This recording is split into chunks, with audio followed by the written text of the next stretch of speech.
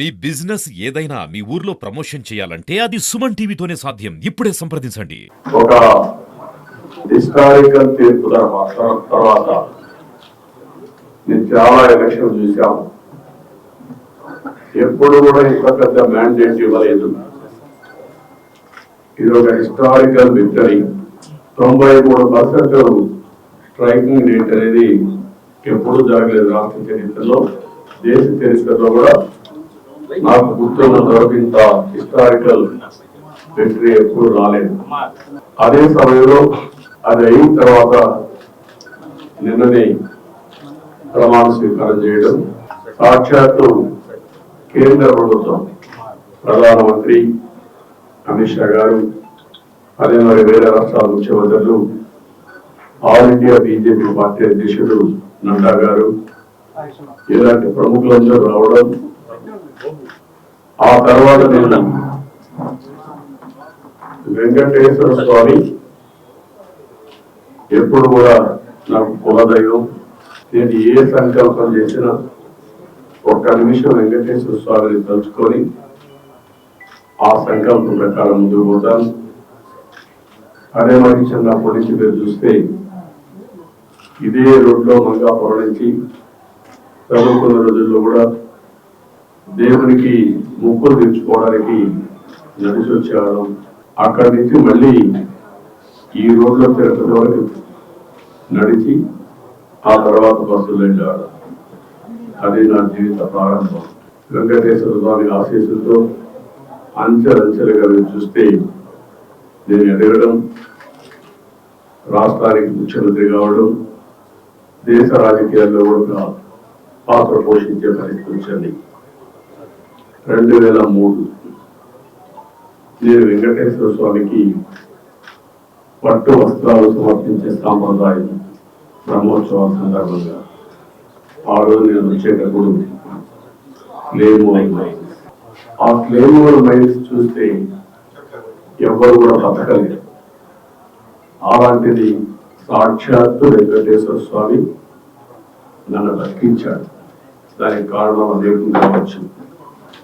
ఆయన సేవకు నేను వచ్చేటప్పుడు నేను సరిపోతే ఆయన కూడా అపవాదు కావచ్చు, లేకపోతే నా వల్ల ఇంకా ఈ రాష్ట్రానికి ఏదో చేయాల్సిన అవసరం ఉంది, ఈ జాతికి ఏదో సేవ చేయాల్సిన అవసరం ఉందని ఆయన గుర్తించి నాకు ప్రాణభిక్ష పెట్టుండొచ్చు. కానీ ఏదేమైనా మళ్ళీ ఈ విక్టరీ మీరు ఒకసారి చూసినప్పుడు వెంకటేశ్వర స్వామి స్ఫూర్తిగా ఆయన ఆశీస్సులతో నేను ఏం చేయాలని ఆలోచిస్తున్నాను. ఒకసారి ఇవన్నీ చరిత్రలు. ఎన్టీ రామారావు గారు అన్నదానం పెట్టారు. అన్నదానం ప్రవేశపెట్టిన తర్వాత దేవాంశ పుట్టినప్పటి నుంచి ఒకరోజు అన్నదాన కార్యక్రమానికి ప్రవేశిస్తున్నారు. అంటే ఒక మెమరీ మీరు ఒకసారి చూస్తే వాళ్ళ గ్రేట్ గ్రాండ్ ఫాదర్ అన్నదాన కార్యక్రమం పెడితే గ్రాండ్ సన్ ఒక రోజు కాంట్రిబ్యూట్ చేసే పరిస్థితి వచ్చిందంటే ఇది ఒక అరుదైన అనుభవం. అయితే నేను ఎప్పుడు వెంకటేశ్వర స్వామిని ఒకే కోరుకుంటా. ప్రతిరోజు నేను ఎక్కువ పూజలు చేయలేదు. చాలా మందికి నేను పూజలు చేస్తాను లేదు కూడా తెలియదు. కానీ నేను వెంకటేశ్వర స్వామికి పవిత్రమైన మనసుతో నిద్రలేసి బయట వచ్చేటప్పుడు ఒక్క నిమిషం ధ్యానం చేస్తాను, ప్రార్థన చేస్తాను. ఆ ప్రార్థనలో ఒకే విషయం కోరుకుంటాను, రాష్ట్రం సుభిక్షంగా ఉండాలి. ఇటీవల కాలంలో మీరు ఆలోచిస్తే నేను చేసే సింపుల్ ప్రేయర్, ప్రపంచంలోని భారతదేశం అగ్రస్థానంలో ఉండాలి, భారతీయుల్లో తెలుగు జాతి అత్యున్నతమైన స్థానంలో ఉండాలి, భారతీయులు ప్రపంచం మొత్తం నెంబర్ 1గా ఉంటే అందులో 30% తెలుగు వాడు ఉండాలి. అదే సమయంలో నేను వెంకటేశ్వర స్వామి కోరుకునేది సంపద సృష్టించడం ఎంత ముఖ్యమో సృష్టించిన సంపద పేదవాడికి వెళ్ళాలి. సంపదగా కొంతమందికి పరిమితంగా కూడా కాకుండా పేదరికం లేని సమాజం, zero poverty nation, zero poverty state, zero poverty district, ఇవి జరిగినప్పుడు అందరూ కూడా మెరుగైన జీవన ప్రమాణాలతో ముందుకు పోయే పరిస్థితి వస్తుంది. అదే సమయంలో ఆర్థిక అసమానతలు తగ్గించాలి. ఒక అతనికి 1,00,000 కోట్లు, ఒక అతనికి రోజుకు 100 రూపాయలు లేని పరిస్థితి. ఇవన్నీ కూడా ఏ విధంగా సాధ్యము అని ఆలోచించినప్పుడు ప్రభుత్వం వల్ల సాధ్యం, ప్రభుత్వ విధానాల వల్ల సాధ్యం. ఒకప్పుడు హైదరాబాద్ లో నేను ముఖ్యమంత్రి అయినప్పుడు, నేను ఇప్పుడు కూడా గుర్తుపెట్టుకుంటున్నా, 1.0 95 CBN రూల్, అది 95లో ప్రారంభమైంది. అంతవరకు పరిపాలన అంటే సెక్రటరియట్కే పరిమితమైన పరిపాలన ప్రజల మధ్యలో జరిగింది. అనేక కార్యక్రమాలకు శ్రీకారం చుట్టాం, అన్ని ఎలక్షన్ కూడా తెలుసుకుంటూ వచ్చాం. అదే సమయంలో మీరు చూస్తే ఆ రోజు చేసిన అభివృద్ధి తర్వాత వచ్చిన ఫలితాలు చూసిన తర్వాత ప్రపంచంలో ఉండే అధినేతలంతా హైదరాబాద్ రావడం మొదలుపెట్టారు. నేను పిలవలేదు ఇవన్నీ, వాళ్ళే వచ్చారు. ఎందుకంటే ఒక మంచి జరిగితే ప్రపంచం అంతా గుర్తిస్తుంది. ఆ గుర్తింపు ఎవరో తీసుకొచ్చాం, దాని ఫలితాలు ఈరోజు అనుభవిస్తున్నారు. అయితే ఇక్కడ ఎందుకు నేను మళ్ళీ ఇక్కడ రాజకీయాలకు వెళ్ళడం, అయితే ఇక్కడ నా సంకల్పం ఈరోజు వెంకటేశ్వర స్వామిని కోరుకునేది ఒకటే కోరుకున్నాను. మన భారతదేశానికి ఒక పెద్ద సంపద కుటుంబ వ్యవస్థ. ఇది చాలా మందికి అర్థం కాదు. కుటుంబం అంటే ఏం వస్తుంది అనుకుంటా. భారతదేశంలో కుటుంబ వ్యవస్థలో చూస్తే ఒక ఎనర్జీ రీఛార్జ్ చేస్తుంది, సెక్యూరిటీ ఇస్తుంది, ఒక ఆనందాన్ని ఇస్తుంది.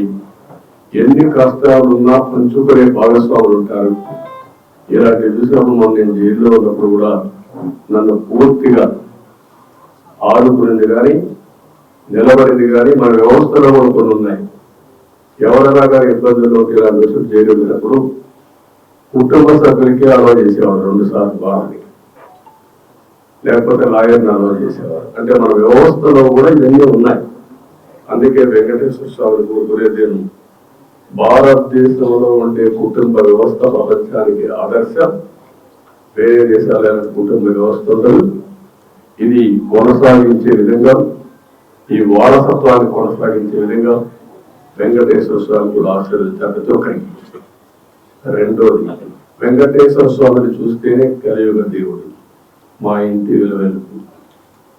ఎప్పుడు కూడా సాటర్డే అయితే బ్రహ్మోత్సవాలు వచ్చిన సీజన్లో ఒక్క పొద్దు నుండి నిష్ఠతో పూజలు చేసిన తర్వాతనే మధ్యాహ్నం పూజ చేసేవాడు. ఆ సాంప్రదాయం చిత్తూరు జిల్లాలో చాలా కుటుంబాల్లో ఉంది. అందుకే వెంకటేశ్వర స్వామి దేవాలయాలు ప్రపంచం మొత్తం ఎంతవరకు వీలైతే అంతవరకు ప్రమోట్ చేయాలి. ఎందుకంటే తెలుగు జాతి కూడా ప్రపంచం మొత్తం వెళ్ళింది, భారతీయులు కూడా వెళ్ళారు. ప్రతి ఒక్కరు ఒకే కోరుకుంటారు, జీవితంలో ఒక్కొక్కరు కోరుకుంటుంది. ఎవరైతే క్రిస్టియన్స్ ఉంటారో వాళ్ళందరూ జెరూసలేం ఉంటారు, ముస్లిమ్స్ అంతా మాట్లాడుతారు. కలియుగ దేవుడైనటువంటి వెంకటేశ్వర స్వామిని ఒకసారైనా కలవాలి, చూడాలి, బ్లెస్సింగ్స్ తీసుకోవాలనుకుంటారు. ఎన్నిసార్లు వచ్చినా మళ్ళీ రావాలి అనే ఉద్దేశంకి వస్తూ ఉంటారు. ఇది స్వచ్ఛందంగా ఒక వెంకటేశ్వర స్వామి టీటీడీ ఒకటే కాకుండా అందరూ కూడా వచ్చి ఎక్కడికక్కడ చదువు ఇప్పటికే ప్రారంభమైంది. ఇది ఉద్యమంగా చేసి ఇండియాలోనే కాకుండా ప్రపంచం మొత్తం వెంకటేశ్వర స్వామి దేవాలయాలు నిర్మించి తద్వారా వెంకటేశ్వర ఆశీస్సులు తీసుకోవాల్సిన అవసరం ఉంది. దానికి కూడా నాంది పలుకుతాం. అయితే ఇక్కడ నేను కోరుకునేది ఒకటి ఉంది, ప్రపంచం మొత్తం తెలుగు ఇండియన్స్ బాగుండాలి, దాంట్లో అగ్రస్థానంలో తెలుగు జాతి ఉండాలి. నేను అక్కడ రాయడంలో కూడా ఇదే రాస్తా ఉంటాను. ఇప్పుడు మీరు చూస్తే నేను రాసేది ఇండియన్స్ నెంబర్ 1గా ఉన్నప్పుడు 35% తెలుగు వారు ఉండాలి, తెలుగు జాతి ఉండాలి. అదే తెలుగుదేశం పార్టీ, అదే మా నాయకుడి కళ. అదే సమయంలో పేదరికం లేని సమాజాన్ని స్థాపించడం కోసం జీరో పావర్టీ ధ్యేయంగా పనిచేయడానికి అనునిత్యం నన్ను ఆశీర్వదించమని, శక్తిని సామర్థ్యాన్ని ఇవ్వని, ప్రజల సహకారం కూడా ఇవ్వమనుకున్నారు. అదే మరి ఆర్థిక అసమానతను తగ్గించే విధంగా ఫస్ట్ ఒకప్పుడు మీరు చూస్తే సంపద లేనప్పుడు సంపద సృష్టించడం తెలియనప్పుడు ఆర్థిక సంస్కరణ వచ్చిన తర్వాత సెకండ్ జనరేషన్ రిఫార్మ్స్ నేనే ప్రారంభించాను వెంకటేశ్వర స్వామి ఆశీస్సులతో. అందుకే మీరు ఈరోజు రోడ్లు చూస్తే బ్రహ్మాండ రోడ్లు వచ్చాయి. రాష్ట్ర రోడ్లు అని పోయినాయి కానీ నేషనల్ హైవేస్ వచ్చినప్పుడు ఫస్ట్ రోడ్ నేషనల్ హైవే వేసినప్పుడు గుర్తుపెట్టుకోవాలి, చెన్నై టు నెల్లూరు. అది ప్రూఫ్ ఆఫ్ కాన్సెప్ట్. అది సక్సెస్ అయిన తర్వాత వాజ్పేయి గారు దేశం మొత్తం గోల్డెన్ క్వాడ్రిలేటరల్ రోడ్ వచ్చింది. ఇప్పుడు జిల్లా రోడ్లు వచ్చి అన్ని అయిపోయాయి. ఫస్ట్ టెలిఫోన్, మీరు అందరూ ఫోన్ పట్టుకుని ఉన్నారు. ఒకప్పుడు ఫోన్ అన్నం పెడుతున్నా అన్నారు, ఇప్పుడు ఫోన్ లేకపోతే బతికే పరిస్థితి లేదు. అదొక నిత్యావసర వస్తువు అయిపోయింది. అది నిత్యావసర వస్తువే కాదు, పెద్ద ఒక వెపన్ అయిపోయింది, ఒక ఆయుధం. ఎక్కడున్నా మీరు వర్చువల్ వర్కింగ్ కోసం ప్రపంచంలో ఎక్కడున్నా అన్ని పనులు అయిపోయే పరిస్థితి వచ్చింది నాలెడ్జ్ కారణం. అందుకని ఈ రెండో కూడా సాధ్యం. ఆ సాధ్యం కావాలంటే వెల్త్ క్రియేట్ కావడం కాదు, సంపద సృష్టించడం కాదు, ఆ సంపద పేదవాళ్ళకి ఇచ్చే కార్యక్రమం శ్రీకారం చుట్టాలి. అయితే ఈ 5 సంవత్సరాలు పరిపాలన తిరుమల తిరుపతి దేవస్థానంతోనే ప్రారంభం కావాలి. ప్రక్షాళన ప్రసాద లేకపోతే పరిశుభ్రత అన్నిటికీ తిరోధకాన్ని చేశారు. కళ నేను వస్తే పర్వా కట్టే పరిస్థితి, ఇంకా హ్యాంగ్ ఓవర్ పోతున్నాం. పర్వా కట్టేస్తున్నాం అంటే అలవాటు అయిపోయింది. రోజు మనుషులు వస్తే వాళ్ళకి హ్యాండిల్ చేయడం తెలియదు. లేదు, మనుషులు వస్తే హ్యాండిల్ చేయడం తెలియదు కాబట్టి కర్ఫ్యూ పెట్టేయడం. కర్ఫ్యూ పెట్టేసి ఎవరు రాదు, ఇంక నేనే వెళ్ళిపోవచ్చు, నేనే వచ్చి ఇస్తామని. ఇలాంటి కల్చర్స్ అంతా చూస్తే చాలా బాధ వేస్తుంది. అదే మరి పెద్ద ఎత్తున అవకతవకలు జరిగాయి. ఎప్పుడు కూడా కక్ష సాధింపు చర్య ఉండకూడదు, కానీ తప్పులు చేసిన వాళ్ళు కూడా ప్రక్షాళన చేయకపోతే వెంకటేశ్వర స్వామి కూడా సహకరిస్తారు. దేవుడు కూడా చెప్పింది అదే, మంచి వాళ్ళని కాపాడుకోవాలి, చెడు వ్యక్తుల్ని శిక్షించాలి, సమాజాన్ని కాపాడాలి. అందుకే ఈరోజు నేను చెప్తున్నా, ఈరోజు నేను చేసిన సంకల్పం ఇది. నా జీవితంలో మా కుటుంబానికి నేను ఏమి ఇవ్వాల్సిన అవసరం లేదు.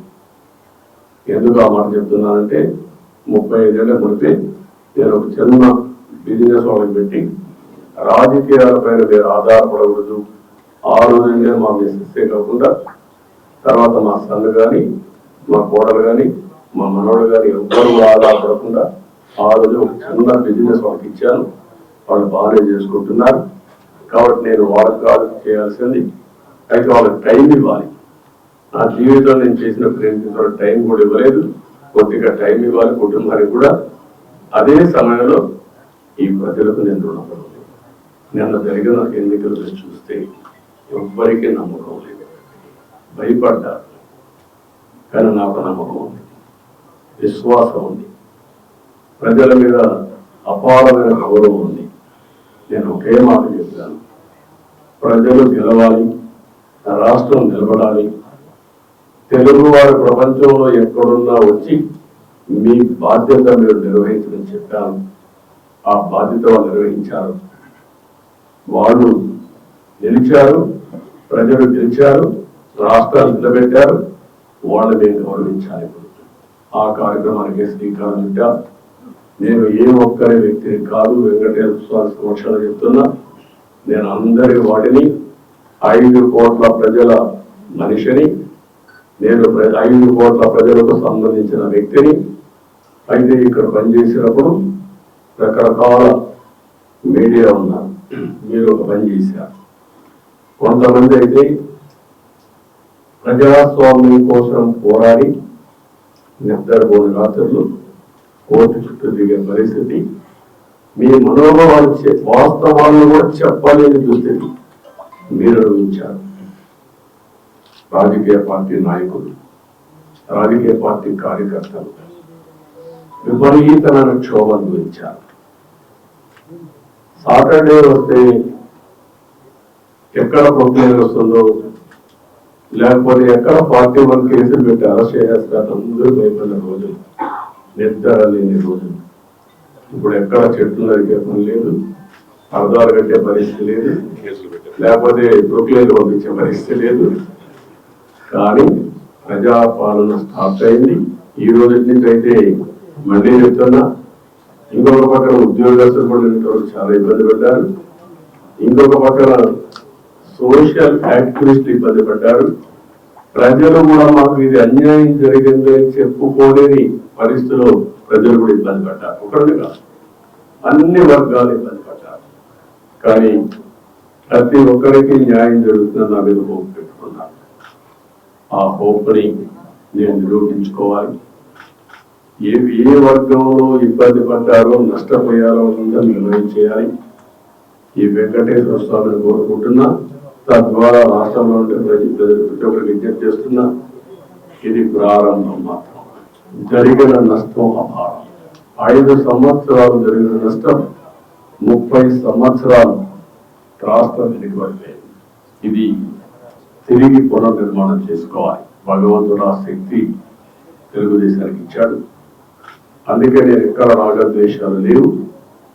అదే సమయంలో ప్రజలు కూడా కోరుతున్నాం, ఓట్లు వేసాం, మా బాధ్యత అయిపోయిందని కాకుండా అనునిత్యం మమ్మల్ని నటించండి, ఆశీర్వదించండి, ప్రభుత్వంలో భాగస్వాములు కండి.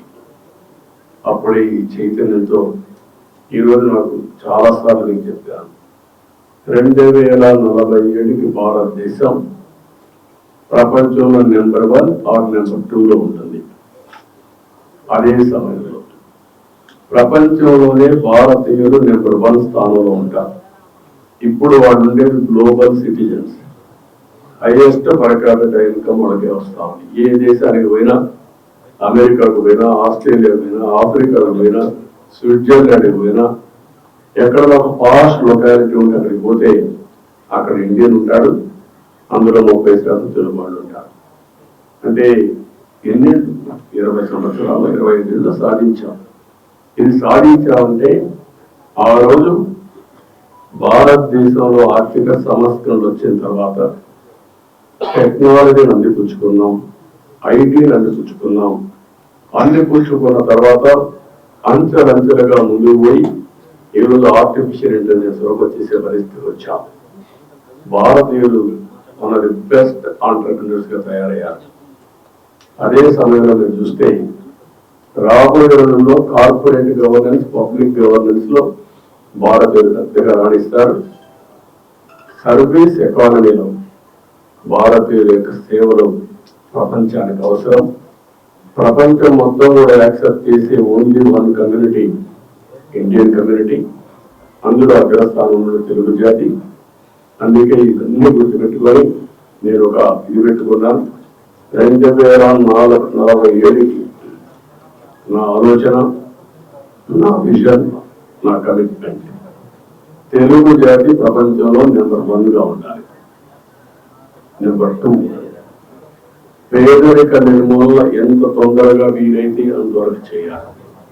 0 పావర్టీ స్టేట్. ఆంధ్రప్రదేశ్ రాష్ట్రం నెంబర్ 1 రాష్ట్రంగా ఉండాలి. తెలంగాణ రాష్ట్రం కూడా బాగుండాలి. నేను తెలుగు జాతికి పెద్దగా ఉంటాను తప్ప ఒక 50% 30% కాదు. ఫస్ట్ నేను చెప్పాను. నేను ఆ రోజు హైదరాబాద్ అభివృద్ధి చేసినప్పుడు, విభజన జరిగినప్పుడు ఒకటే మాట చెప్పాను. విభజన జరిగింది, హైదరాబాద్ తెలంగాణకి వెళ్తుంది. మళ్ళీ నేను కష్టపడి మళ్ళీ ఒక నగరా నిర్మాణం చేయడమే కాకుండా ఆంధ్రప్రదేశ్ అభివృద్ధి చేసి రుణం తీసుకుంటాను వచ్చాను. అదే స్ఫూర్తితో అమరావతి, పోలవరం ఈ 2 ప్రారంభించాను. కానీ దురదృష్టం 2 కూడా ఈరోజు పడకేసే పరిస్థితులు వచ్చాయి. అమరావతి విధ్వంసం పాలైంది. పోలవరం ప్రతి ఎకరాకు నీళ్లు ఇవ్వాల్సిన జీవనాడి గోదావరిలో కలిపేసే పరిస్థితులు వచ్చారు. ఈ 2 కూడా మళ్ళా సెట్ చేసుకోవాల్సిన అవసరం ఉంది. ఏదైతే హైదరాబాద్ నగరం వల్ల తెలంగాణకు ఈరోజు హైయెస్ట్ పర్ క్యాపిటల్ ఇన్కమ్ కానీ మెరుగైన ఆదాయం వచ్చే పరిస్థితి వచ్చింది. అలాంటి ఎకో సిస్టమ్ క్రియేట్ చేసి మళ్ళీ ఆంధ్రప్రదేశ్ బాగు చేసుకున్నాం. అందుకే ఈ 2 ధ్యేయాలతో మిగిలినట్టు చాలా ఉన్నాయి. ఆ విషయాలు నేను ఎప్పటికీ కూడా మాట్లాడతాను. ఈ విషయమే వెంకటేశ్వర స్వామిని కోరుకున్నది. నా ఆరోగ్యం, కుటుంబ ఆరోగ్యం, ప్రజల ఆరోగ్యం, కార్యకర్తల ఆరోగ్యం కూడా, ఇప్పుడు ఎన్డీఏ కార్యకర్తల ఆరోగ్యం కూడా బాగుండాలని కోరుకున్నాను. నా సెక్యూరిటీ, మా కుటుంబ సెక్యూరిటీ, కార్యకర్తల సెక్యూరిటీ, ప్రజల సెక్యూరిటీ బాగుండాలని కోరుకున్నాను. మంచి ఆరోగ్యాన్ని ఇచ్చి నేను అనుకున్న సంకల్పాన్ని ముందుకు తీసుకుపోవడం కోసం వెంకటేశ్వర స్వామిని ఆశీర్వదించాలని కోరుకున్నాను. వెంకటేశ్వర స్వామి తిరుమల తిరుపతి దేవస్థానానికి ఒక విషయం కూడా గుర్తుపెట్టుకోవాలి. తిరుమల ఒక పవిత్రమైన దివ్యక్షేత్రం. ఈ పవిత్రమైన దివ్యక్షేత్రాన్ని అపవిత్రం చేయడం భావ్యం కాదు. తెల్లవారుజామున 3 గంటలకు సుప్రభాత దర్శనానికి వస్తే వైకుంఠం మనకు తిరిగి పుస్తకాలను చదువుతాం. వైకుంఠానికి పోవాలని కోరుకుంటాం చనిపోయిన తర్వాత. ఆ సమయంలో ఇక్కడికి వచ్చి వెంకటేశ్వర స్వామి దర్శనం చేసుకుంటే వైకుంఠంలో ఉన్న అనుభూతి కలుగుతుంది. నేను ఎన్నోసార్లు ఫీల్ అయ్యాను, ఇప్పుడు కూడా ఫీల్ అవుతున్నాను. అందుకే నేను ఇక్కడికి వచ్చినప్పుడు అన్ని విషయాలు మర్చిపోయి ఒక పవిత్రమైన భావంతో పోవాలి. ఒకే స్లోగన్ ఉండాలి. 7 కొండల వాడ వెంకటరమణ గోవింద గోవింద తప్ప, ఓం నమో వెంకటేశాయ తప్ప వేరే స్లోగనే ఉండకూడదు, వేరే వ్యక్తిని జ్ఞాపకం రాకూడదు. ఆ దేవునితో మొత్తం ప్రక్షాళన చేస్తాం. మళ్ళీ భారతదేశం కాకుండా ప్రపంచం మొత్తం అభినందించే విధంగా ఈ టీటీని తీర్చిదిద్దాలని తెలియజేసుకుంటూ మరొకసారి మీ సమస్యలు మళ్ళా సమయం వస్తుంది. నేను ఎప్పటికీ కూడా మాట్లాడతాం అన్ని విషయాలు. ఎందుకంటే మళ్ళా నేను లైన్ కూడా క్యాచ్ చేస్తుంది. Just a couple of questions. Sir, ప్రక్షాళన నుంచి ప్రారంభం అవుతుందన్న టీడీపీ గవర్నమెంట్ వచ్చింది స్టేట్ లో, బట్ టీటీడీలో కనిష్టం the chairman has resigned, board has resigned, also EO has gone on leave. Can we expect a rejig of complete TTD? No, what I am saying is only one day. Now matter is moving. Yesterday నేను sharing in this house.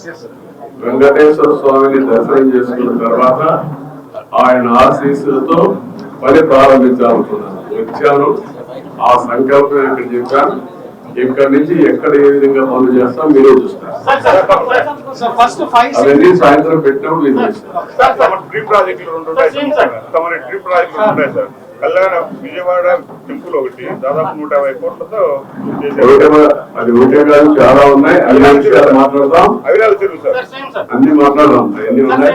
గతంలో ప్రతిపక్షాల పైన అధికార party దాడి చేస్తోంది, ప్రస్తుతం అధికార పక్షం పైన ప్రతిపక్షాలు మాట్లాడతావా? అవన్నీ వెంకటేశ్వర మాట్లాడడం కరెక్ట్ కాదు. మీరేమంటున్నారంటే మీలో కూడా ఇంకా మైండ్ మారాలి. కొంతమంది దొంగలే దొంగ దొంగ అంటే అటెన్షన్ డైవర్ట్ చేయాలి. అలాంటి వారికి నేను సమాధానం చెప్పాలి. పరిపాలన అంటే ఏంటంటే చేసి చూపించిన వాడు, ముఠా నాయకులను చేసిన వాడు, సంఘ విద్రోహ శిక్షణ చేసిన వాడు, రౌడీ ఎలవన్ లేకుండా చేసిన వాడు, కమ్యూనల్ వైలెన్స్ కంట్రోల్ చేశాను, తీవ్రవాదులు పోరాడితే నేనే ప్రారంభించుకున్నాను.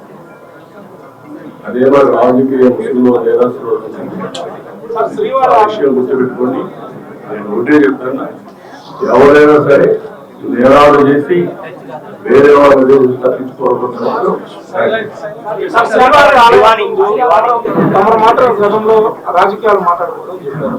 గత 4 సంవత్సరాలుగా విపరీతమైన కూతురు పెట్టే పరిస్థితులు అటువంటి నేను కూడా ఇక్కడికి వచ్చినప్పుడు ఓట్లు అడగడానికి కూడా వీలు లేని పరిస్థితి. ఎలక్షన్ అప్పుడు కడపడి ఎప్పుడు రాజకీయం చేయలేదు. అలాంటివన్నీ చూసాం. అది ఒక పీడకలగా మిగిలిపోవడం. మీరు మాట్లాడిగా కాబట్టి చెప్పాను, నేను అది కూడా చెప్పదలుచుకోలేదు. ఎవరైనా సరే నేరస్తులు నేరం వేరే వాళ్ళపైన వేయడానికి ముందుగానే ఎంపీ క్రియేట్ చేయడం, అలాంటి మాత్రం నా దగ్గర జరగవు. Be clear. ఎవరైనా సరే నేరస్తుల్ని నేరస్తులుగా చూస్తా. రాజకీయ ముసుగులో కూడా వీళ్ళు నేరాలు చేయాలని వాళ్ళు కుదరదు. So one last question, TTD అంటేనే ఒక ధార్మిక సంస్థ, బట్ నేను ఏమంటాను? కమర్షియలైజ్ చేశారు. No, no. Pilgrims are suffering because of commercialise చేసే కాదు, కమర్షియలైజ్ చేశారు. వెంకటేశ్వర స్వామి టెంపుల్ వస్తానే కొండెక్కదని ఏం కనపడాలి మీకు? పవిత్రమైన భావం రావాలి.